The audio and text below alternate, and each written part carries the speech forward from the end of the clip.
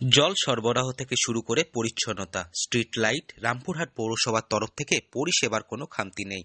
কিন্তু সমস্যা হয়ে দাঁড়িয়েছে এক জায়গায়, পরিষেবা কর বাবদ কোনো টাকা দিচ্ছে না রেল কর্তৃপক্ষ। রামপুরহাট পৌরসভার কর্তৃপক্ষের দাবি, 1995 সালে শেষবার কর জমা দিয়েছিল রেল কর্তৃপক্ষ।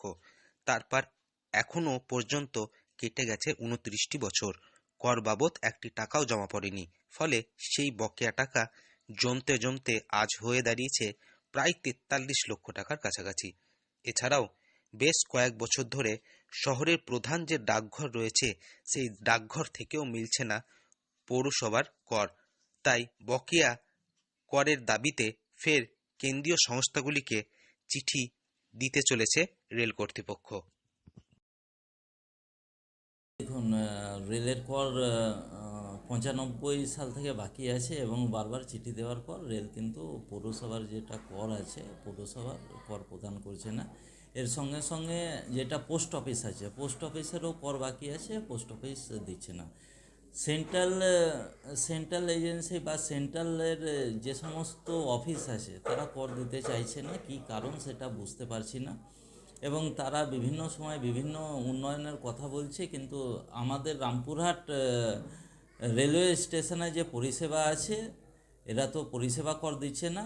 তার সঙ্গে সঙ্গে সাধারণ যে সমস্ত মানুষ আছে যারা করে কামিয়ে খাচ্ছে বা যে সমস্ত ছোট ছোট স্টল আছে সবকে তারা তুলে ফেলে দিয়েছে।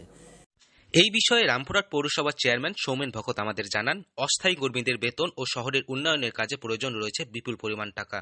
কিন্তু রেল এবং ডাক বিভাগকে একাধিকবার চিঠি দেওয়ার পরেও বকেয়া টাকা মেটানো হচ্ছে না। রামপুরহাট শহরের বেশ কিছু জায়গা জুড়ে রয়েছে রেলের জায়গা। পৌরসভার 1, 4, 13, 14 নম্বর ওয়ার্ডের রেলের প্রচুর সম্পত্তি রয়েছে। তার মধ্যে রয়েছে কোয়ার্টার, রাস্তাঘাট এবং নর্দমা।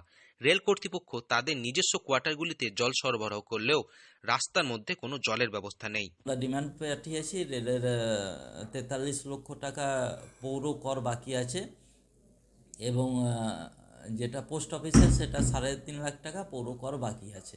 আমরা ডিমান্ড পাঠিয়েছি, তো এই ডিমান্ড কবে দিচ্ছে দেখছি।